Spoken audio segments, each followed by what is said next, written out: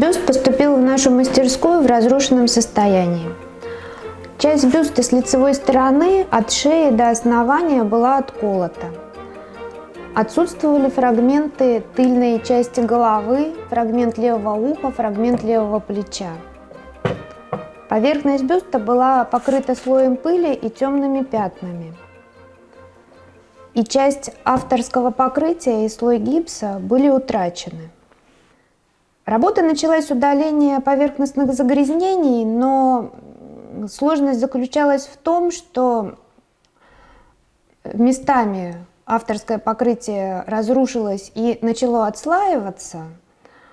И вот на таких участках, как вот пряди волос, кружевной воротничок, пуговицы одежды, пошло отслоение, при этом участки были очень грязными. И пришлось вот работы по очистке и укреплению проводить одновременно.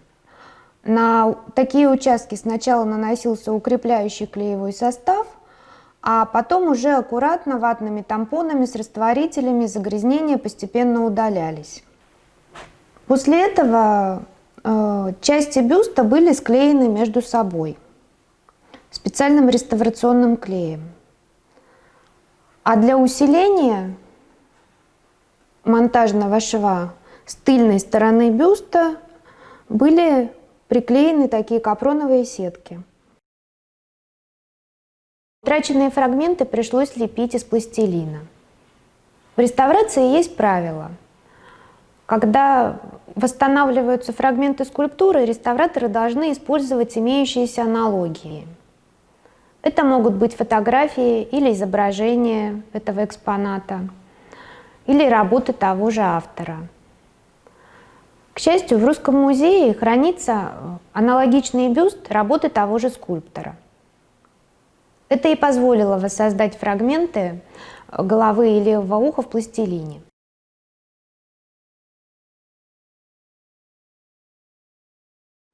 Для того, чтобы изготовить фрагмент в гипсе, с пластилиновой модели сняли силиконовую форму.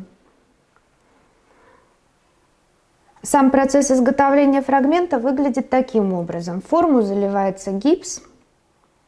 После того, как гипс отвердевает, деталь вынимается из формы и сушится. Ну а после просушки и подгонки фрагмент был установлен на место на специальный реставрационный клей. Сейчас работы по реставрации продолжаются. Дальше фрагменты левого уха и фрагмент левого плеча будут восполнены. Монтажные швы и небольшие утраты будут заполнены реставрационной доделочной массой. Но и еще один очень важный момент. Мы видим, что бюст очень неустойчив. Вероятно, это и было причиной разрушения, потому что вот он наклоняется назад и от этого, вероятно, упал когда-то и разрушился. Поэтому реставрационный совет принял решение изготовить ножку для этого бюста. Для того, чтобы это сделать, будет использоваться аналогичный бюст. Ну и когда бюст будет уже достаточно устойчив, надеюсь, это произойдет скоро, и я представлю ее на реставрационном совете.